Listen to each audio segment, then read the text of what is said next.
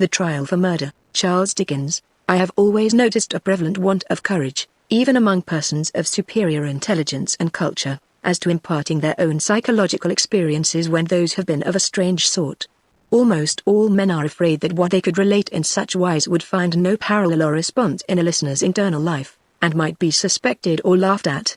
A truthful traveller, who should have seen some extraordinary creature in the likeness of a sea serpent, would have no fear of mentioning it, but the same traveller, having had some singular presentiment, impulse, vagary of thought, vision, so-called dream, or other remarkable mental impression, would hesitate considerably before he would own to it. To this reticence I attribute much of the obscurity in which such subjects are involved.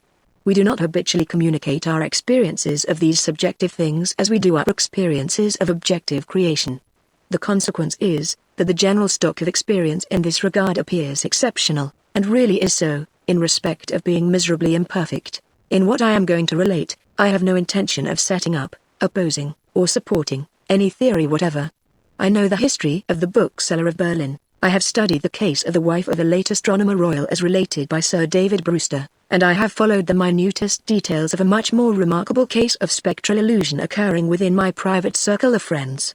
It may be necessary to state as to this last, that the sufferer, a lady, was in no degree, however distant, related to me. A mistaken assumption on that head might suggest an explanation of a part of my own case, but only a part, which would be wholly without foundation. It cannot be referred to my inheritance of any developed peculiarity, nor had I ever before any at all similar experience, nor have I ever had any at all similar experience since. It does not signify how many years ago, or how few, a certain murder was committed in England, which attracted great attention. We hear more than enough of murderers as they rise in succession to their atrocious eminence, and I would bury the memory of this particular brute, if I could, as his body was buried, in Newgate Jail. I purposely abstain from giving any direct clue to the criminal's individuality. When the murder was first discovered, no suspicion fell, or I ought rather to say, for I cannot be too precise in my facts, it was nowhere publicly hinted that any suspicion fell on the man who was afterwards brought to trial. As no reference was at that time made to him in the newspapers, it is obviously impossible that any description of him can at that time have been given in the newspapers. It is essential that this fact be remembered.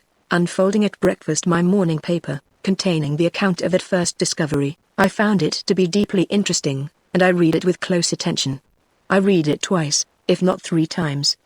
The discovery had been made in a bedroom, and, when I laid down the paper, I was aware of a flash-rush flow. I do not know what to call it, no word I can find is satisfactorily descriptive, in which I seem to see that bedroom passing through my room, like a picture impossibly painted on a running river. Though almost instantaneous in its passing, it was perfectly clear, so clear that I distinctly, and with a sense of relief, observed the absence of the dead body from the bed. It was in no romantic place that I had this curious sensation, but in chambers in Piccadilly, very near to the corner of St. James's Street. It was entirely new to me. I was in my easy chair at the moment, and the sensation was accompanied with a peculiar shiver which started the chair from its position. But it is to be noted that the chair ran easily on casters. I went to one of the windows. There are 2 in the room, and the room is on the 2nd floor, to refresh my eyes with the moving objects down in Piccadilly. It was a bright autumn morning, and the street was sparkling and cheerful. The wind was high. As I looked out, it brought down from the park a quantity of fallen leaves, which a gust took, and whirled into a spiral pillar. As the pillar fell and the leaves dispersed, I saw 2 men on the opposite side of the way, going from west to east. They were one behind the other. The foremost man often looked back over his shoulder.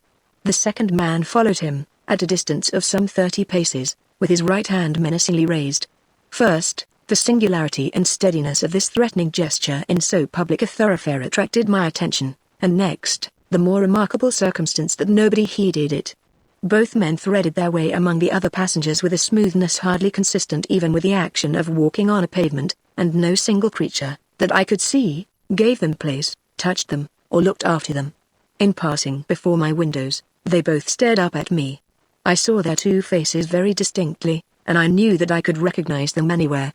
Not that I had consciously noticed anything very remarkable in either face, except that the man who went first had an unusually lowering appearance, and that the face of the man who followed him was of the color of impure wax. I am a bachelor, and my valet and his wife constitute my whole establishment.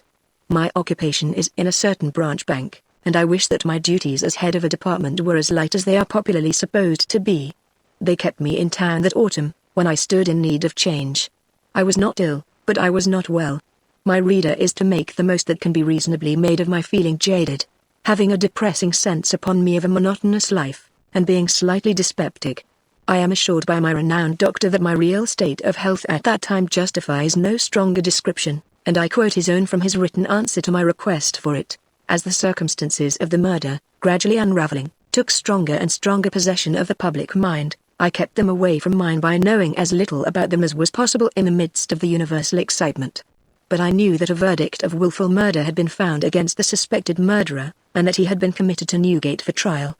I also knew that his trial had been postponed over 1 sessions of the Central Criminal Court, on the ground of general prejudice and want of time for the preparation of the defense. I may further have known, but I believe I did not, when, or about when, the sessions to which his trial stood postponed would come on. My sitting room, bedroom, and dressing room are all on one floor. With the last there is no communication but through the bedroom. True, there is a door in it, once communicating with a staircase, but a part of the fitting of my bath has been and had then been for some years fixed across it. At the same period, and as a part of the same arrangement, the door had been nailed up and canvased over. I was standing in my bedroom late one night, giving some directions to my servant before he went to bed. My face was towards the only available door of communication with the dressing room, and it was closed. My servant's back was towards that door. While I was speaking to him, I saw it open, and a man look in, who very earnestly and mysteriously beckoned to me.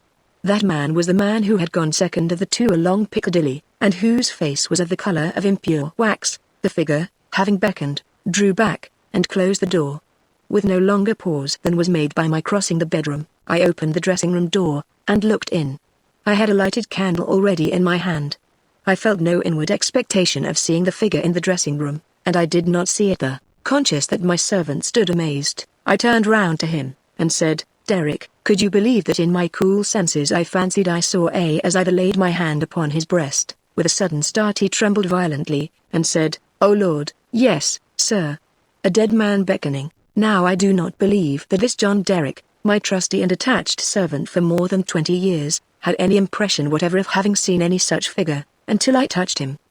The change in him was so startling, when I touched him, that I fully believe he derived his impression in some occult manner from me at that instant. I bade John Derek bring some brandy, and I gave him a dram, and was glad to take one myself. Of what had preceded that night's phenomenon, I told him not a single word.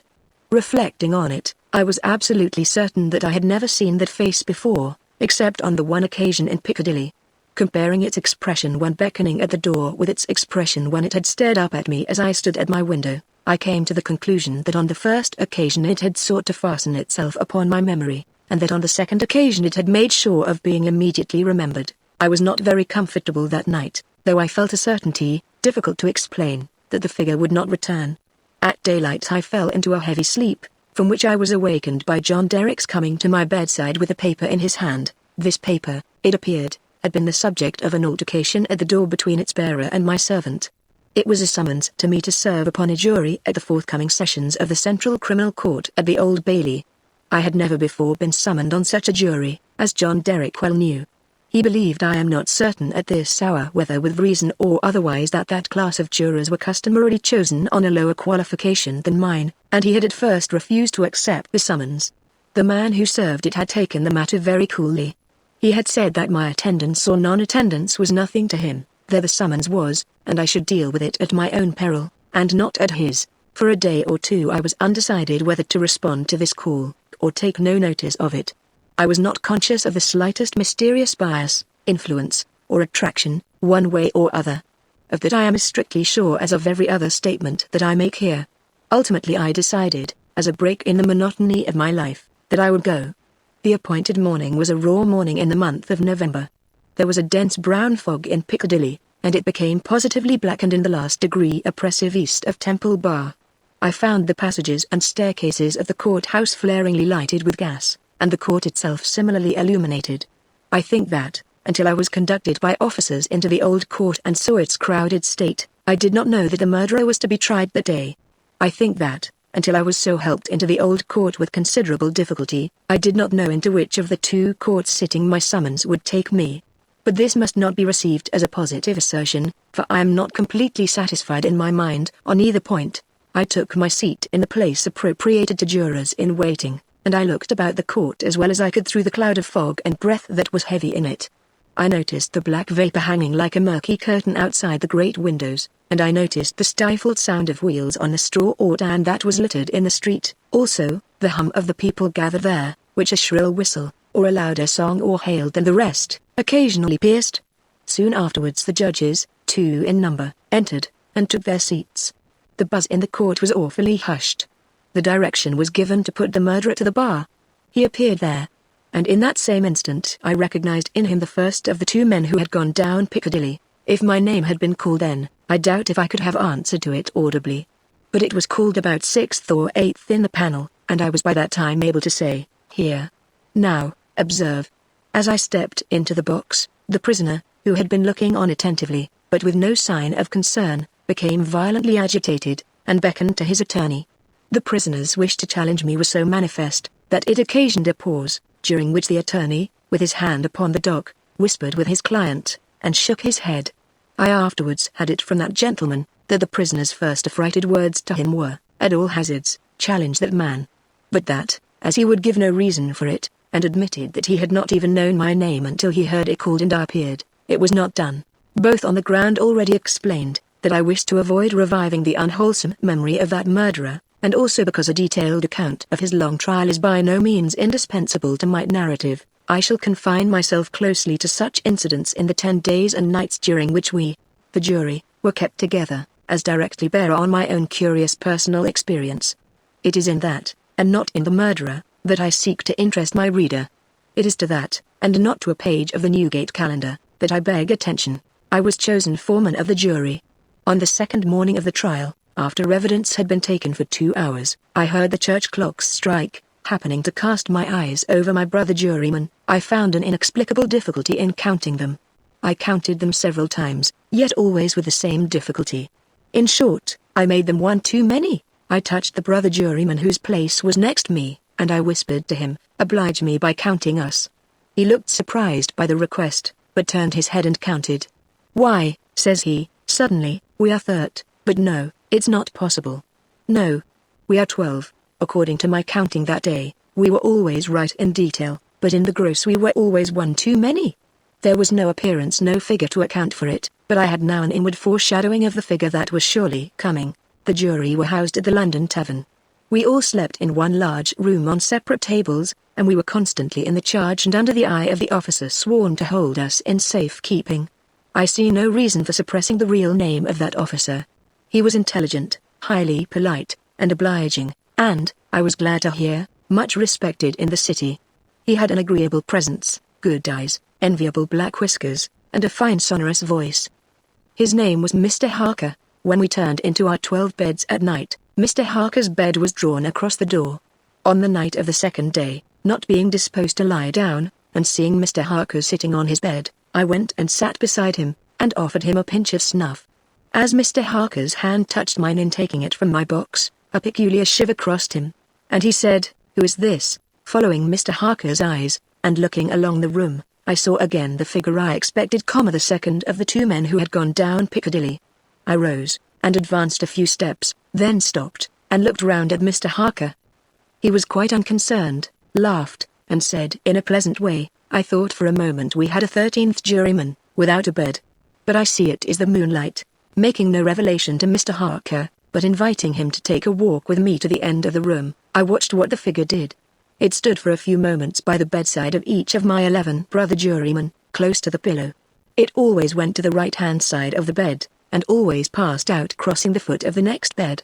It seemed, from the action of the head, merely to look down pensively at each recumbent figure. It took no notice of me, or of my bed, which was the nearest to Mr. Harker's. It seemed to go out where the moonlight came in, through a high window, as by an aerial flight of stairs. Next morning at breakfast, it appeared that everybody present had dreamed of the murdered man last night, except myself and Mr. Harker. I now felt as convinced that the second man who had gone down Piccadilly was the murdered man, so to speak, as if it had been borne into my comprehension by his immediate testimony. But even this took place, and in a manner for which I was not at all prepared. On the 5th day of the trial, When the case for the prosecution was drawing to a close, a miniature of the murdered man, missing from his bedroom upon the discovery of the deed, and afterwards found in a hiding place where the murderer had been seen digging, was put in evidence. Having been identified by the witness under examination, it was handed up to the bench, and thence handed down to be inspected by the jury. As an officer in a black gown was making his way with it across to me, the figure of the second man who had gone down Piccadilly impetuously started from the crowd, caught the miniature from the officer, and gave it to me with his own hands, at the same time saying, in a low and hollow tone, before I saw the miniature, which was in a locket, I was younger then, and my face was not then drained of blood. It also came between me and the brother juryman to whom I would have given the miniature, and between him and the brother juryman to whom he would have given it, and so passed it on through the whole of our number, and back into my possession. Not one of them, however, detected this. At table, and generally when we were shut up together in Mr. Harker's custody, we had from the first naturally discussed the day's proceedings a good deal.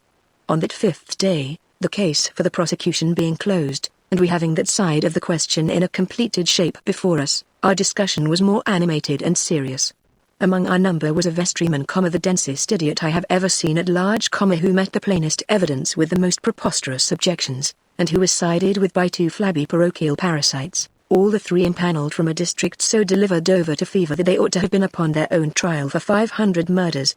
When these mischievous blockheads were at their loudest, which was towards midnight, while some of us were already preparing for bed, I again saw the murdered man. He stood grimly behind them, beckoning to me. On my going towards them, and striking into the conversation, he immediately retired. This was the beginning of a separate series of appearances, confined to that long room in which we were confined. Whenever a knot of my brother jurymen laid their heads together, I saw the head of the murdered man among theirs. Whenever their comparison of notes was going against him, he would solemnly and irresistibly beckon to me. It will be borne in mind that down to the production of the miniature, on the 5th day of the trial, I had never seen the appearance in court. 3 changes occurred now that we entered on the case for the defense. 2 of them I will mention together. First, the figure was now in court continually, and it never there addressed itself to me, but always to the person who was speaking at the time. For instance, the throat of the murdered man had been cut straight across. In the opening speech for the defense, it was suggested that the deceased might have cut his own throat. At that very moment, the figure, with its throat in the dreadful condition referred to, this it had concealed before, stood at the speaker's elbow, motioning across and across its windpipe, now with the right hand, now with the left, vigorously suggesting to the speaker himself the impossibility of such a wound having been self-inflicted by either hand. For another instance, a witness to character, a woman, deposed to the prisoner's being the most amiable of mankind. The figure at that instant stood on the floor before her, looking her full in the face, and pointing out the prisoner's evil countenance with an extended arm and an outstretched finger. The third change now to be added impressed me strongly as the most marked and striking of all. I do not theorize upon it, I accurately state it, and believe it. Although the appearance was not itself perceived by those whom it addressed, its coming close to such persons was invariably attended by some trepidation or disturbance on their part. It seemed to me as if it were prevented, by laws to which I was not amenable, from fully revealing itself to others, and yet as if it could invisibly, dumbly, and darkly overshadow their minds. When the leading counsel for the defense suggested that hypothesis of suicide, and the figure stood at the learned gentleman's elbow, frightfully sawing at its severed throat, it is undeniable that the counsel faltered in his speech, lost for a few seconds the thread of his ingenious discourse, wiped his forehead with his handkerchief, and turned extremely pale. When the witness to character was confronted by the appearance, her eyes most certainly did follow the direction of its pointed finger, and rest in great hesitation and trouble upon the prisoner's face. 2 additional illustrations will suffice. On the 8th day of the trial, after the pause which was every day made early in the afternoon for a few minutes' rest and refreshment, I came back into court with the rest of the jury some little time before the return of the judges. Standing up in the box and looking about me, I thought the figure was not there, until, chancing to raise my eyes to the gallery, I saw it bending forward, and leaning over a very decent woman, as if to assure itself whether the judges had resumed their seats or not. Immediately afterwards that woman screamed, fainted, and was carried out. So with the venerable, sagacious, and patient judge who conducted the trial. When the case was over, and he settled himself and his papers to sum up, the murdered man, entering by the judge's door, advanced to his lordship's desk, and looked eagerly over his shoulder at the pages of his notes which he was turning. A change came over his lordship's face. His hand stopped. The peculiar shiver, that I knew so well, passed over him. He faltered, "Excuse me, gentlemen, for a few moments. I am somewhat oppressed by the vitiated air," and did not recover until he had drunk a glass of water. Through all the monotony of 6 of those interminable 10 days, the same judges and others on the bench, the same murderer in the dock, the same lawyers at the table, the same tones of question and answer rising to the roof of the court, the same scratching of the judge's pen, the same ushers going in and out, the same lights kindled at the same hour when there had been any natural light of day, the same foggy curtain outside the great windows when it was foggy, the same rain pattering and dripping when it was rainy, the same footmarks of turnkeys and prisoner day after day on the same sawdust, the same keys locking and unlocking the same heavy doors, through all the wearisome monotony which made me feel as if I had been foreman of the jury for a vast crowd of time, and Piccadilly had flourished coevally with Babylon. The murdered man never lost one trace of his distinctness in my eyes, nor was he at any moment less distinct than anybody else. I must not omit, as a matter of fact, that I never once saw the appearance which I call by the name of the murdered man look at the murderer. Again and again I wondered, why does he not? But he never did, nor did he look at me, after the production of the miniature, until the last closing minutes of the trial arrived. We retired to consider, at 7 minutes before 10 at night. The idiotic vestryman and his 2 parochial parasites gave us so much trouble that we twice returned into court to beg to have certain extracts from the judge's notes reread. 9 of us had not the smallest doubt about those passages, neither, I believe, had anyone in the court. The dunder-headed triumvirate, having no idea but obstruction, disputed them for that very reason. At length we prevailed, and finally the jury returned into court at 10 minutes past 12. The murdered man at that time stood directly opposite the jury box, on the other side of the court. As I took my place, his eyes rested on me with great attention. He seemed satisfied, and slowly shook a great grey veil, which he carried on his arm for the first time, over his head and whole form. As I gave in our verdict, guilty, the veil collapsed, all was gone, and his place was empty. The murderer, being asked by the judge, according to usage, whether he had anything to say before sentence of death should be passed upon him, indistinctly muttered something which was described in the leading newspapers of the following day as a few rambling, incoherent, and half-audible words, in which he was understood to complain that he had not had a fair trial, because the foreman of the jury was prepossessed against him. The remarkable declaration that he really made was this: "My lord, I knew I was a doomed man, when the foreman of my jury came into the box. My lord, I knew he would never let me off, because, before I was taken, he somehow got to my bedside in the night, woke me, and put a rope round my neck.